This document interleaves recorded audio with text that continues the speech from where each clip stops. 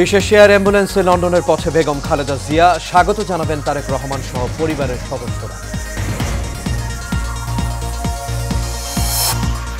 গ্রেপ্তারি পরোয়ানার মধ্যেই শেখ হাসিনার ভিসার মেয়াদ বাড়ালো ভারত, রাজনৈতিক আশ্রয়ের গুঞ্জন অস্বীকার। আইন শৃঙ্খলা বাহিনীর উদাসীনতায় রাজধানীতে বেপরোয়া ছিনতাইকারী চক্র, হয়রানির ভয়ে ভুক্তভোগীদের মামলায় অনীহা। এবং বিভিন্ন অঞ্চলে আবারও কমছে তাপমাত্রা, বাড়ছে শীত, ঠান্ডাজনিত রোগীদের সেবা দিতে হিমশিম খাচ্ছে হাসপাতালগুলো।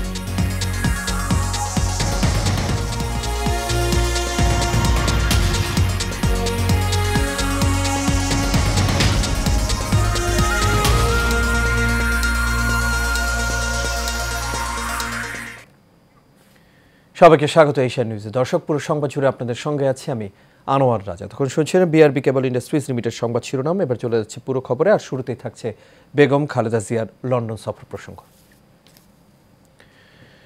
বাংলাদেশ সময় বিকেল 4টার দিকে বেগম খালেদা জিয়ার লন্ডনের হিথ্রো বিমানবন্দরে পৌঁছানোর কথা রয়েছে। সেখানে গিয়ে তিনি ভর্তি হবেন লন্ডন ক্লিনিকে। 100 বছরের পুরনো এই ক্লিনিকটি ইংল্যান্ডের সবচেয়ে বড় বেসরকারি হাসপাতাল হিসেবে পরিচিত। বিএনপি চেয়ারপারসন খালেদা জিয়াকে লন্ডনের হিথ্রো বিমানবন্দরে স্বাগত জানাবেন 5 জন।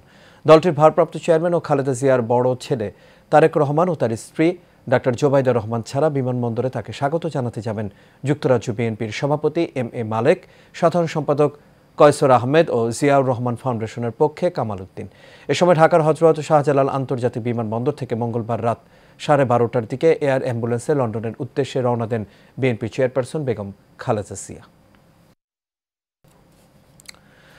এর আগে গতকাল রাত 8:15টার দিকে গুলশানের বাড়ি থেকে হযরত শাহজালাল আন্তর্জাতিক বিমানবন্দরের উদ্দেশ্যে রওনা হন বিএনপির চেয়ারপারসন বেগম খালেদা জিয়া। প্রিয় নেত্রীকে বিদায় জানাতে বিমানবন্দর সড়কে নামে নেতাকর্মীদের ঢল।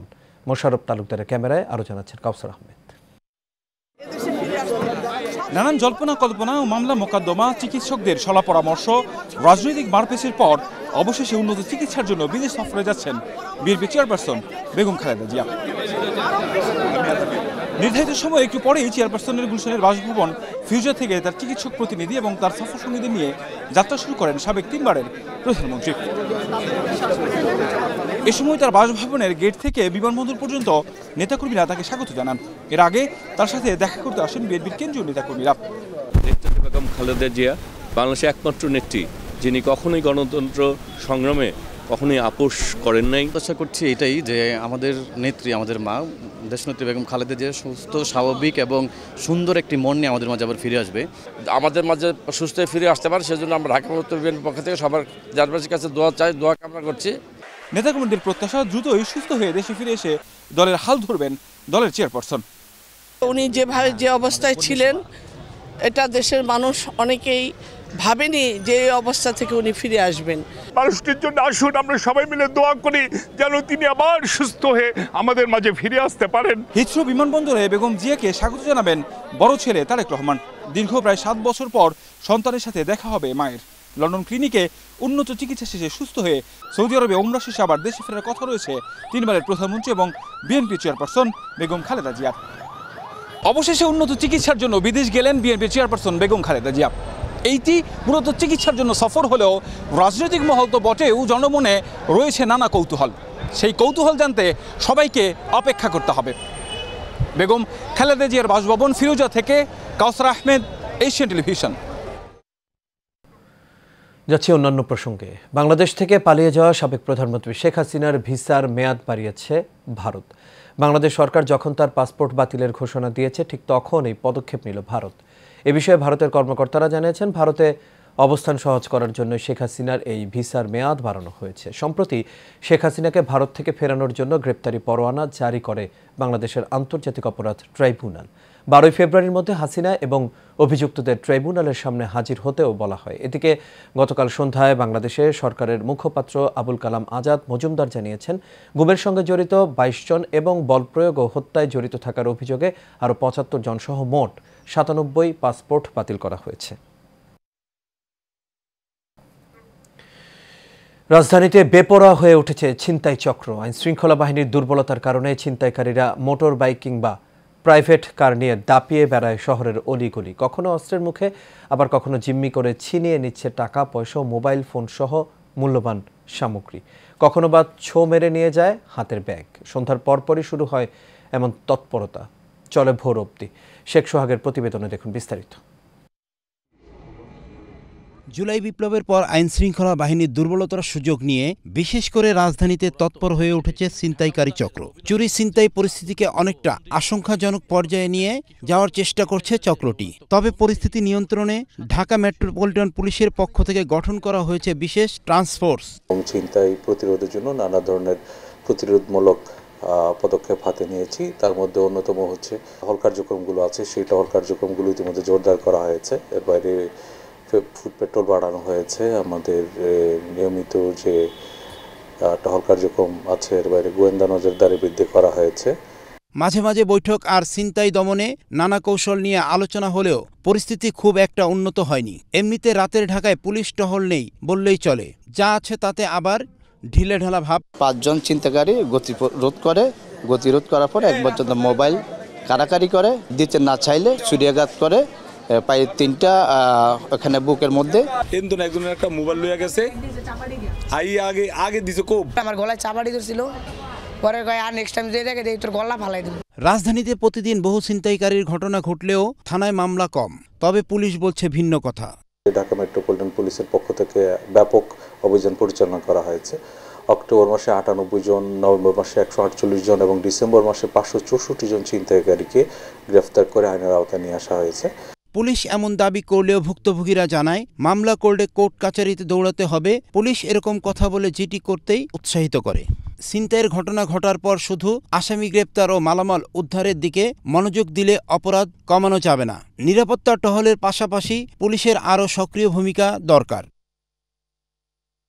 শেখ সোহাগ, এশিয়ান টেলিভিশন, ঢাকা। দেশের অনেক অঞ্চলে ঘন কুয়াশার চাদরের সঙ্গে সঙ্গে শীতের প্রকোপ বাড়তে শুরু করেছে। আগামী সপ্তাহ দেশ জুড়ে শীত বাড়তে পারে এবং টানা শৈত্যপ্রবাহ চলতে পারে। এটি চলতি মৌসুমের দীর্ঘস্থায়ী শৈত্যপ্রবাহ হতে পারে বলে জানিয়েছে আবহাওয়া অধিদপ্তর। সারা দেশের তাপমাত্রা 1 থেকে 2 ডিগ্রি সেলসিয়াস কমেছে। দেশের উত্তরাঞ্চল সহ বিভিন্ন স্থানে শৈত্যপ্রবাহ শুরু হয়েছে। জানা গেছে, পশ্চিমা লঘুচাপের নিম্নমুখী অংশ উত্তর পশ্চিম ভারতের হিমালয় পর্বতের কাশ্মীর এলাকা থেকে ঠান্ডা বাতাস বয়ে নিয়ে আসছে। এই হিমেল বাতাসের প্রবাহ ভারতের মধ্য ও উত্তর পূর্বের রাজ্যগুলো পেরিয়ে পূর্ব দিকে আসছে। আজ সকাল থেকে তা বাংলাদেশের ওপর দিয়ে প্রবাহিত হওয়া শুরু করেছে। দেশের তাপমাত্রা আগামী 5 থেকে 6 দিন ধারাবাহিকভাবে কমতে পারে।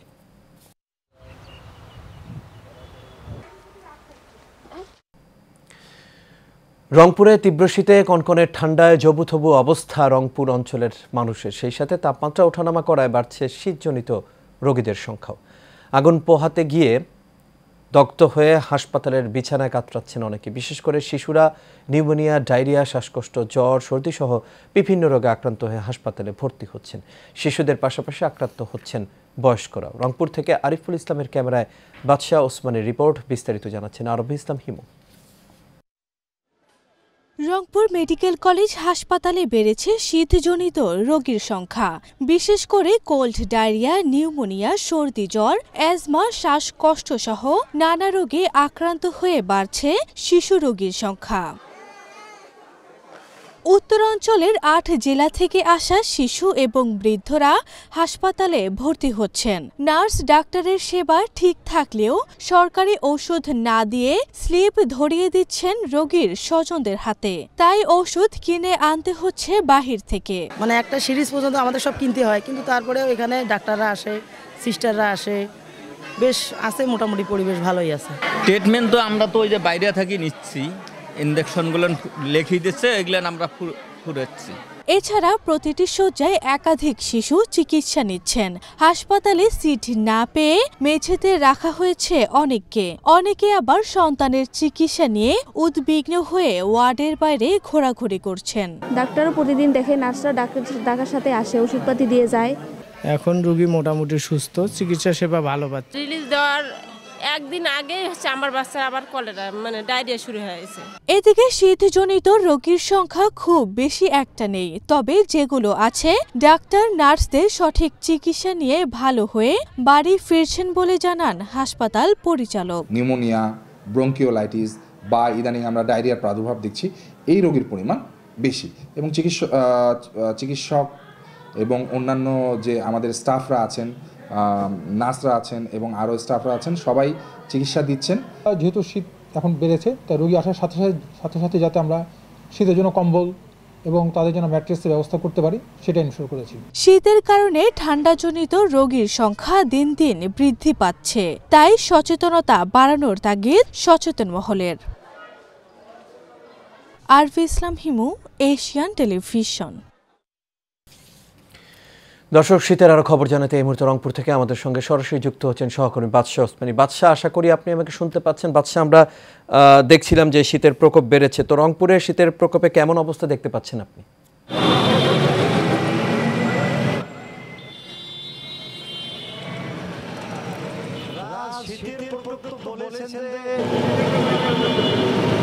দেখতে পাচ্ছেন যে আসলে এখানে রংপুরে কিন্তু আপনি আজকে আমাদের জানিয়েছি যে আবহাওয়া অফিস থেকে জানানো হয়েছে আবহাওয়ার সাথে আজকে কিন্তু কোনো মিল নেই। আকাশ মেঘাচ্ছন্ন, এখনো দেখতেন কুয়াশাচ্ছন্ন কিন্তু এই রংপুর অঞ্চল।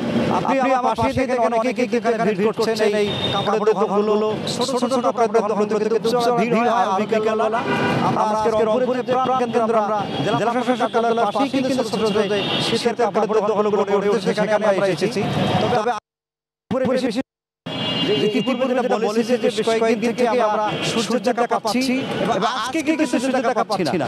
গতকাল সন্ধ্যা থেকে কিন্তু প্রচন্ড বাতাস এবং কোন ঠান্ডায় কিন্তু জেগে বসেছে শীত।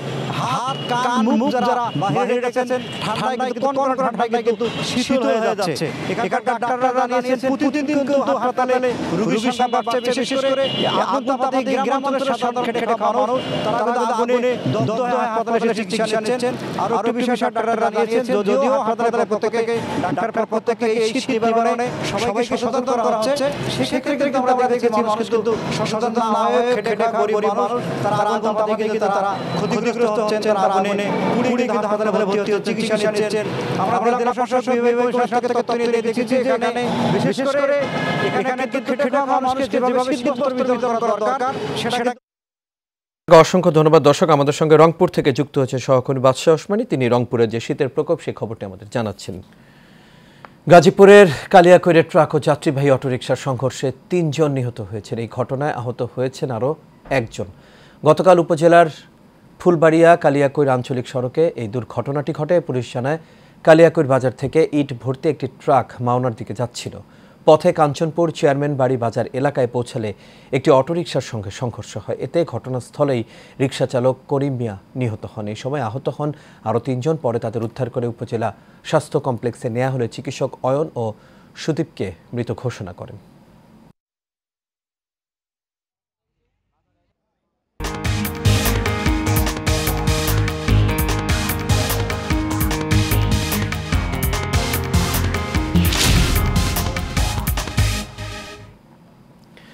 এবার আন্তর্জাতিক প্রসঙ্গ।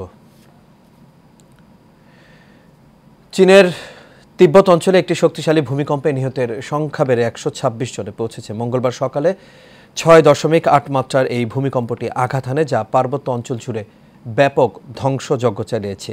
সিএনসি জানিয়েছে রিক্টার স্কেলে ভূমিকম্পের মাত্রা ছিল 6.8। তবে মার্কিন ভূতাত্ত্বিক জরিপ সংস্থা ইউএসজিএস বলছে রিক্টার স্কেলে ভূমিকম্পটির মাত্রা ছিল 7.1। নেপালের রাজধানী কাঠমান্ডুতে এই ভূকম্পন অনুভূত হয়। এছাড়া ভারতের বিভিন্ন অংশে ভূকম্পন অনুভূত হওয়ার তথ্য পাওয়া গেছে। স্থানীয় প্রশাসন জানিয়েছে আহতদের সংখ্যা শতাধিক ছাড়িয়েছে এবং বহু মানুষ এখনও নিখোঁজ। উদ্ধারকর্মীরা ধ্বংসস্তূপের নিচে আটকা পড়া লোকদের উদ্ধারের প্রাণপণ চেষ্টা চালিয়ে যাচ্ছেন। তবে দুর্গম এলাকা ও বৈরী আবহাওয়ার কারণে উদ্ধার কার্যক্রম চ্যালেঞ্জ দেখা দিয়েছে। দেশের বাইরের আরও খবর। ফিলিস্তিনের অবরুদ্ধ গাজা ভূখণ্ডে ইসরায়েলি বর্বর হামলায় 5 শিশু সহ আরও 49 ফিলিস্তিনি নিহত হয়েছেন। এতে করে এই উপত্যকাটিতে নিহতের মোট সংখ্যা প্রায় 45,900 জনে পৌঁছেছে। এছাড়া 2023 সালের অক্টোবর থেকে চলা এই হামলায় আহত হয়েছেন আরও লক্ষাধিক ফিলিস্তিনি। এসব তথ্য জানিয়েছেন সংবাদ মাধ্যম আল জাজিরা। ইসরায়েলি বাহিনী আল মাওয়াশির মানবিক অঞ্চলসহ গাজা উপত্যকা জুড়ে তাদের আক্রমণ আরও জোরদার করছে এবং আবাসিক বাড়িঘর ও বেসামরিক অবকাঠামো ধ্বংস করছে। এদিকে ত্রাণবাহী গাড়ির ওপর ইসরায়েলের আক্রমণ এবং জ্বালানি ট্যাঙ্ক সহ সহায়তাবাহী গাড়িতে ফিলিস্তিনি গ্যাংদের পদ্ধতিগত লুটপাটের কারণে মানবিক সংকটে দিন দিন গভীরতর হচ্ছে। খাদ্য, বিশুদ্ধ পানি এবং ওষুধের তীব্র সংকটের মধ্যে গাজার সকলেই এখন খাদ্য নিরাপত্তাহীন অবস্থার মধ্যে রয়েছে।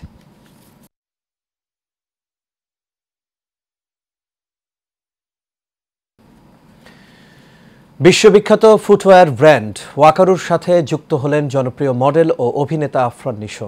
ওয়াকারু বাংলাদেশের ব্র্যান্ড অ্যাম্বাসেডর হিসেবে চুক্তিবদ্ধ হয়েছেন তিনি। জনপ্রিয় এই অভিনেতার সঙ্গে ওয়াকারুর পার্টনারশিপ ব্র্যান্ডটির আধুনিকতা ও তারুণ্য প্রতীক হয়ে উঠবে বলে আশা করেন সংশ্লিষ্টরা।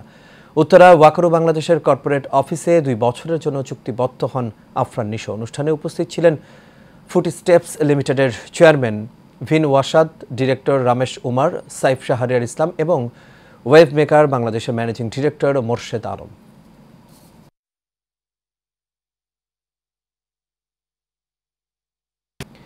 আর এরই সাথে শেষ করবে এশিয়া নিউজ। তবে যাবার আগে বিআরবি কেবল ইন্ডাস্ট্রিজ লিমিটেড সংবাদ শিরোনামগুলো দেখে নেব দর্শক আরও একবার।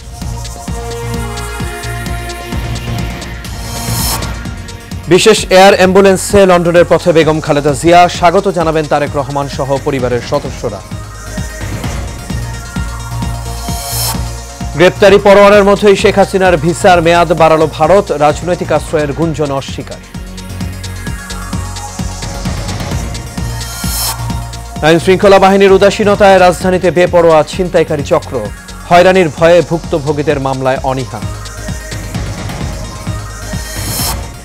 এবং বিভিন্ন অঞ্চলে আবারও কমছে তাপমাত্রা, বাড়ছে শীত, ঠান্ডাজনিত রোগীদের সেবা দিতে হিমশিম খাচ্ছে হাসপাতালগুলো।